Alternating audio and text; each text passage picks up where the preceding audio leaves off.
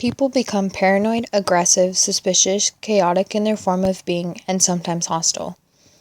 So what is it about secrets that keeps so many people awake at night? What's it about their beliefs that makes them stand their ground? How does this relate to both the Crucible and American culture during the 1940s and 50s?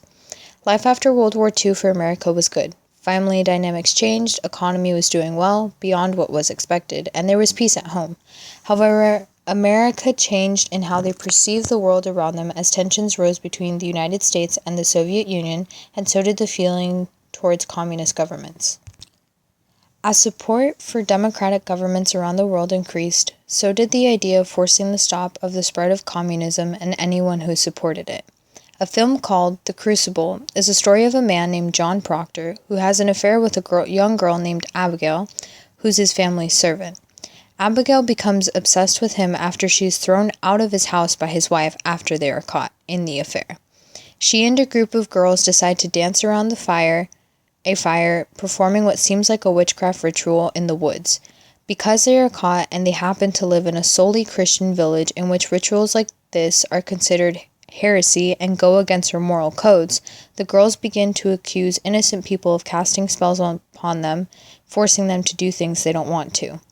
Abigail takes advantage of this event and chooses to accuse John Proctor's wife and attempts to kill her and stay with John, as her plan quickly begins to turn a twisted path into the trial and murder to cover up what was really just a game, and in the process, John Proctor dies because of Abigail's false accusations.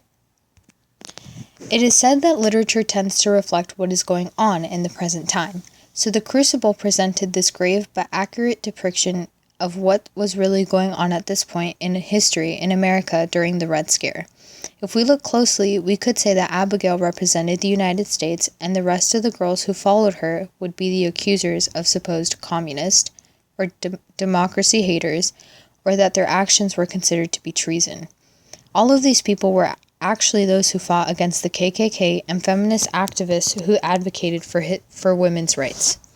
When people would accuse others of acts that were said to be communist, it was just like when Abigail and the group of girls would point to a specific person and act like they were doing something to them. This relates to how, if a normal person saw something like a neighbor or a friend favor an opinion about the president at the time that was unfavorable or were to be secretive, the person would question if their friend or neighbor was a communist.